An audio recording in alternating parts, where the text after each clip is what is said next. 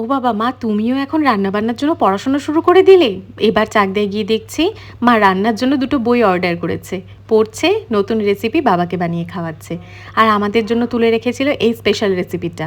বাবাকে ২-১ বার খাইয়েছে, ভালো লেগেছে। তাই আমাকে, মায়ের জামাইকে একদম তরিজুত করে রান্না করে একদিন এটা খাওয়ালো। আমাদেরও বেশ ভালো লেগেছে। এই ডাব চিকেন বানানোর জন্য ডাবটা লাগছে।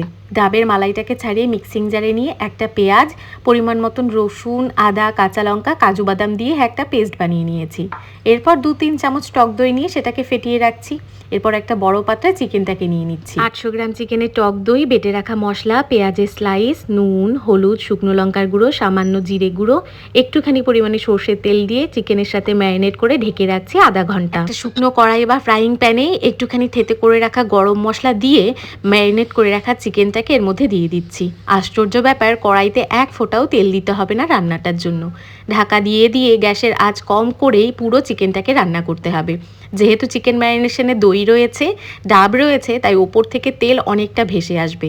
ভালো করে চিকেনটাকে কষিয়ে নিয়ে ওপর থেকে গরম জল দিয়ে ফুটিয়ে নিতে হবে। নামানোর আগে ঘি আর কাঁচা লঙ্কা দিয়ে ২-৩ মিনিট ফুটিয়ে নামিয়ে পরিবেশন করতে হবে।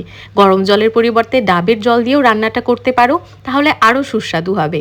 আর চিকেনটাও এতটাই সফট হয় যে হাতে দিলেই পুরো মাখনের মতন গলে যায়।